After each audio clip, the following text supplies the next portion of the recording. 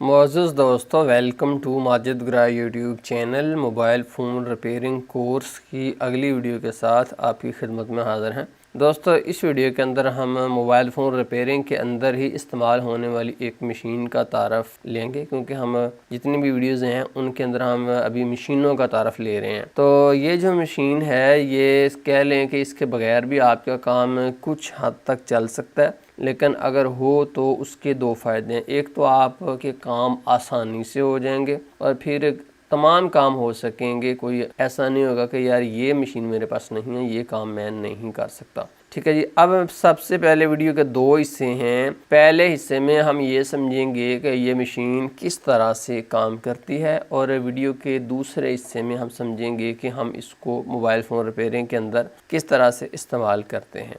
तो दोस्तों, इस मशीन का नाम है LCD टच सेपरेटर। इसको वैक्यूम LCD टच सेपरेटर भी कह लेते हैं। तो ये मशीन क्या है और किस तरह से काम करती है, ये समझते हैं। तो दोस्तों, जैसा कि आप देख रहे हैं, ये इस तरह की मशीन है, छोटी सी, और पीछे इसके पावर लीड कनेक्टेड है। और इसका जो सबसे अहम चीज़ है जो हमें समझने की ज़रूरत है, ये उसका ऊपर वाला ये वाला एरिया है। तो इस एरिया के ऊपर अगर आप देखें तो इसके अंदर आपको छोटे छोटे सुराख भी नज़र आ रहे हैं। ये जो है ऊपर, ये बिल्कुल हमवार, कह लें कि सुपर हमवार एक कॉपर की प्लेट है और इसके अंदर सुराख है। ठीक है जी, बस इसी चीज़ को समझने की ज़रूरत है।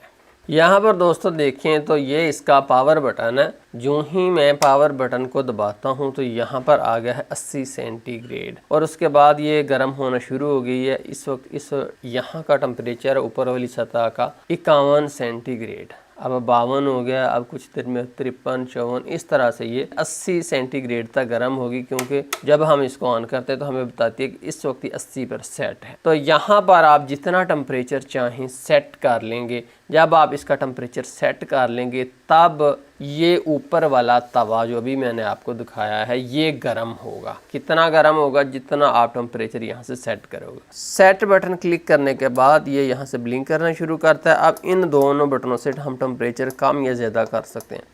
इस वक्त मेरा इरादा है 110 सेंटीग्रेड रखना। 110 करने के बाद मैं इंटर कर देता हूँ। तो अब इसकी ये जो ऊपर वाली सरफेस है 110 सेंटीग्रेड तक गर्म होगी। उसके बाद दोस्तों, अगर आप ऊपर इस सतह को देखें तो इसके अंदर आपको छोटे छोटे सुराख नज़र आ रहे हैं। इन सुराखों के ऊपर हम सिलिकॉन मैट रखते हैं, ये रबड़ की तरह होता है, और इसके अंदर भी आप देख रहे हैं कि सुराख हैं। हम इन सुराखों से उन सुराखों का सामना सीधा सीधा कर देते हैं। दोस्तों, जैसा कि आप देख रहे हैं, इस वक्त इसका टेम्परेचर 102 सेंटीग्रेड हो चुका है और ये इससे बढ़ता ही जा रहा है। अब ये जो इसका ऊपर वाला तवा है काफ़ी गर्म है। अब इतना गर्म है कि मैं इसको हाथ नहीं लगा सकता। तो इस मशीन का काम सिर्फ इतना है कि इसके ऊपर एक तवा मौजूद होता है। हम जितना टेम्परेचर एग्जैक्टली चाहते हैं, ये जगह उतनी गर्म हो जाती है, जिससे हम अपनी मुतल्लिका चीज़ को हीट दे सकते हैं। तो माइक्रो कंप्यूटर कांस्टेंट टेम्परेचर एक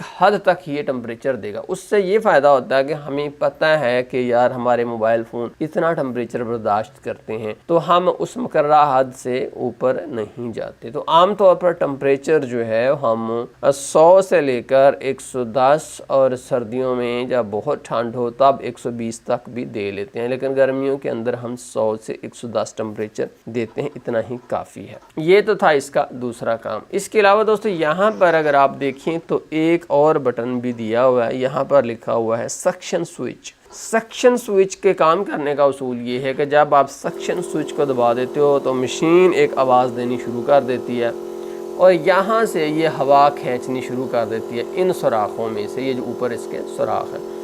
तब आप इसके ऊपर कुछ भी रखोगे तो ये उसको अपनी तरफ खींच लेगी। यहाँ पर प्रेशर आप कुछ भी रखोगे, मिसाल के तौर पर मैं इस यूनिट को ही रखता हूँ इसके ऊपर। अब देखिए, ये मशीन ने इसको खींच लिया। देखिए ऊपर नहीं हो रहा, देखिए ऊपर कोई नहीं। अगर मैं यहाँ से सक्शन स्विच बंद कर देता हूँ तो अब इसने छोड़ दिया। तो ये होता है कि कोई टच, कोई मोबाइल, जो भी चीज़ इसके ऊपर, उसको पकड़ने के लिए, उसको खींचने के लिए, उसको नीचे से पकड़ कर रखने के लिए सक्शन स्विच होता है।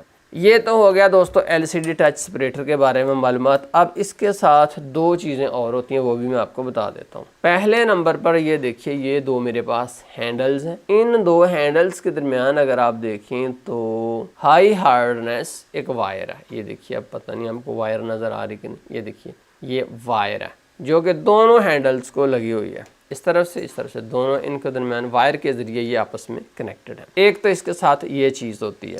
इसके अलावा दोस्तों देखें तो बाज़ का ये जो वायर है हमसे ज़ोर लग जाए तो टूट भी जाती है, इसलिए आपने एक्स्ट्रा वायर अपने पास ज़रूर रखनी। जैसा कि अगर आप देखें तो ये कोसू की वायर है, ये है 0.0 mm की, तो ये वायर बहुत ही बारीक होती है। इसके अंदर जो वायर यूज़ हुआ है, अगर आप देखें यहाँ पर पता नहीं नज़र भी आना है आपको कि नहीं, क्योंकि एक्सट्रीमली तो पतला ये वायर है। तो इसके अलावा ये दूसरा अगर आप वायर देखें तो ये दूसरा भी मेरे हाथ में एक कॉइल है, लेकिन इसके अंदर जो वायर यूज़ किया गया है वो वायर ये मोटा है, वो वायर मोटा है, वो है 0.08 mm का। तो मेरा ख्याल है कि जो नए लोग हैं वो ये थोड़ा सा मोटा वायर ले लेना तो ज़्यादा बेस्ट है, क्योंकि ये थोड़ा सा मजबूत होता है। और ये वायर जो है ये 0.04 mm का, ये कुछ कमज़ोर होता है। ठीक है जी, बहरहाल जो आप दोनों में से जो भी ले लें, जब यहाँ से वायर टूट जाएगा तो अब दोनों पेज खोलकर ये वाले यहाँ पर नया वायर का पीस जो है तकरीबन आप कह लें कि कोई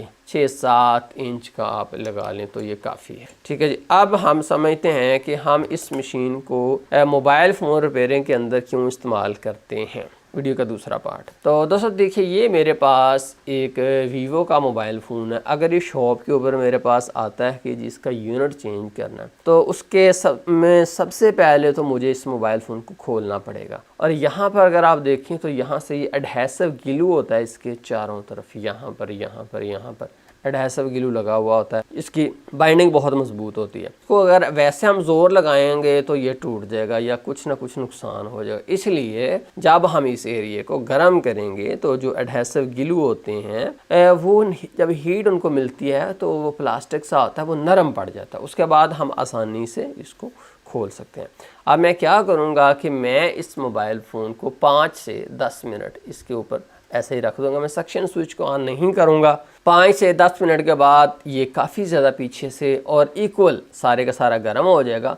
उसके बाद मैं इसको यहाँ से उठाऊँगा और फिर मैं लूँगा एक्सरे पेपर। ये देखिए एक्सरे पाँव नज़र आ रहा है ना आपको एक्सरे का। फिर यहाँ से किसी एक कॉर्नर से डाल के मैं यूँ आगे से आगे चलता जाऊँगा और सारा बैक कवर में उतार लूँगा। एक तो इसका ये फ़ायदा है। ठीक है जी, ये इसका कॉमन सा यूज़ है। इसके अलावा दूसरा सुनिए, कोई भी आपके पास मोबाइल फ़ोन आ जाता है जिसका ये यूनिट आगे से टूट गया है, पीछे से आपने सारा खोल लिया, खोलने के बाद आपने उसका यूनिट उतारना, टूटा हुआ है या नहीं टूटा, किसी और मकसद के लिए उतारना। हर सूरत में इसके भी दोस्तों चारों तरफ एडहेसिव ग्लू लगा हुआ होता है तमाम यूनिट्स के।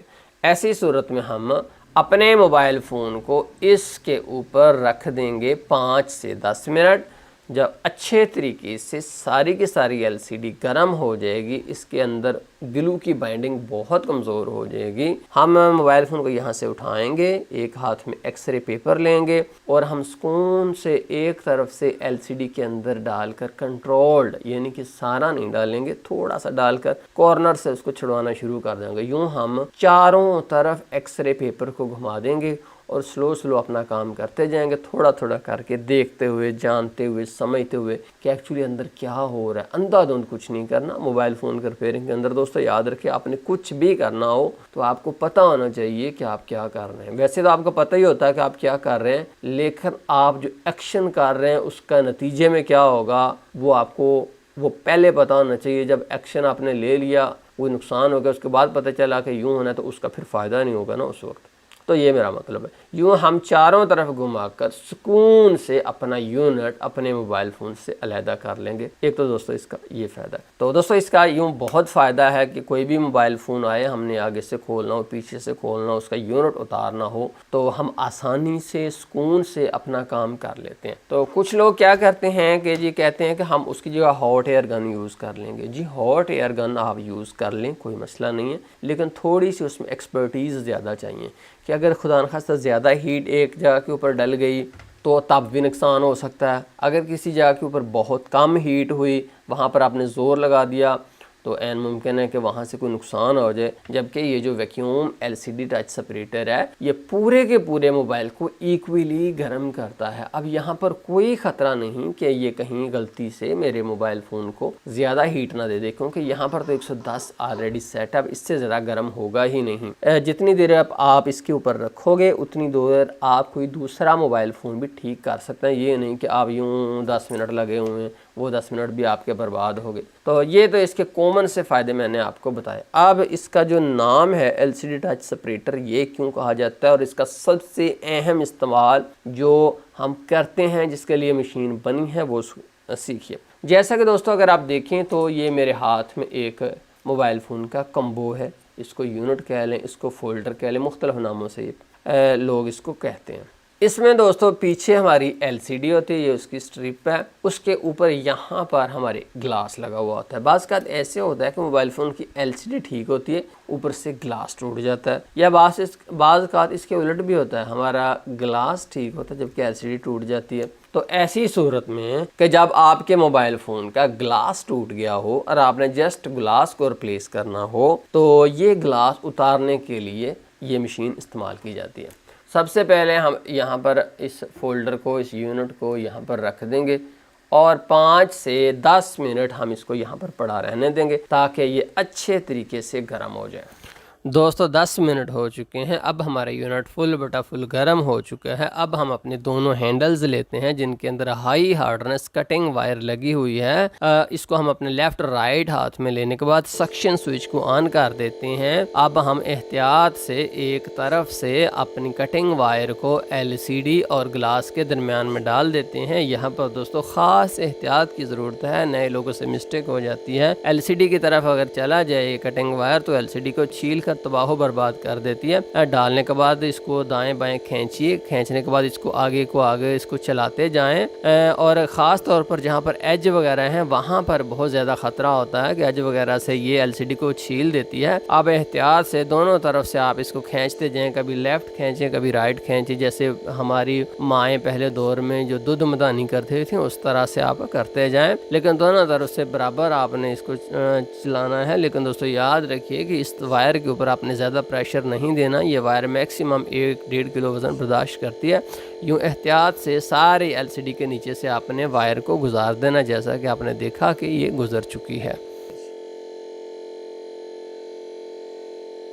दोस्तों जैसा कि आपने देखा LCD टच सेपरेटर की मदद से हमने अपनी LCD और ग्लास को बआसानी अलहदा कर लिया बगैर किसी परेशानी के। दोस्तों अब हम OCA मशीन की मदद से नया डिस्प्ले यूनिट तैयार करेंगे और इस मोबाइल फ़ोन के ऊपर लगाएंगे। ग्लास किस तरह से तब्दील करना है ये ग्लास चेंज वाली वीडियो के अंदर मैं आपको मुकम्मल बताऊँगा। तो मज़ीद दोस्तों ये थी LCD टच सेपरेटर मशीन के बारे में हमारी आपको मालूमाती वीडियो। मुझे उम्मीद है कि आपकी मालूमात में इजाफा हुआ है, आपको कुछ नया सीखने को मिला होगा। दोस्तों ये मोबाइल फ़ोन रिपेयरिंग का पूरा कोर्स है जिसमें से आपने एक वीडियो देखी है जो कि LCD टच सेपरेटर के बारे में थी। अगर आपने पूरा कोर्स देखने हैं तो आप हमारे चैनल को सब्सक्राइब कर लें, क्योंकि इसके अंदर मैं जो रिपेयरिंग की वीडियोस एक ऐसे बंदे के हिसाब से जिसको कुछ भी नहीं पता उसके अकॉर्डिंग उसके जहन के मुताबिक मैं वीडियोस लेकर आया हूँ, पूरी डिटेल्स के साथ लेकर आया हूँ। तो आप सारी वीडियोस देखें, उनको समझें। मुझे उम्मीद है इंशाल्लाह कि आप घर बैठे ही मोबाइल फ़ोन के अच्छे कारीगर बन जाएंगे, बशर्ते कि आप उसके साथ कुछ प्रैक्टिस रहें। दोस्तों आपका लाइक हमारे लिए बहुत बड़ा इनाम होता है। अगर आप हमें लाइक देंगे तो यकीन माने कि मेरा दिल बहुत खुश होगा। अगर जहन में कुछ सवाल हो तो कमेंट्स बॉक्स किस लिए होता है यार? पूछने के लिए होता है, पूछें, मैं इंशाल्लाह रिप्लाई करूंगा आपको। मैं सारे के सारे कमेंट्स पढ़ता हूँ, ये कोई दोस्त ना सोचे कि यार मैं पढ़ता नहीं। हाँ, रिप्लाई मैं कुछ दरमियान में छोड़ भी देता हूँ कभी कभी, लेकिन कमेंट्स पढ़ता मैं सब के हूँ। फिर जिसको मैं समझता हूँ कि यार इंपॉर्टेंट क्वेश्चन है तो फिर मैं उसको रिप्लाई भी ज़रूर देता हूँ। कोई भी जहन में सवाल हो नीचे पूछिए, मैं इंशाल्लाह आपको जवाब दूंगा। तो दोस्तों बहुत शुक्रिया माजिद ग्राही यूट्यूब चैनल देखने का। अपना बहुत ख्याल रखिएगा, इर्द गिर्द के लोगों का, अपने वालिदैन का बहुत ख़ास तौर पर ख्याल रखिएगा। अल्लाह हाफिज़, अल्लाह निगहबान।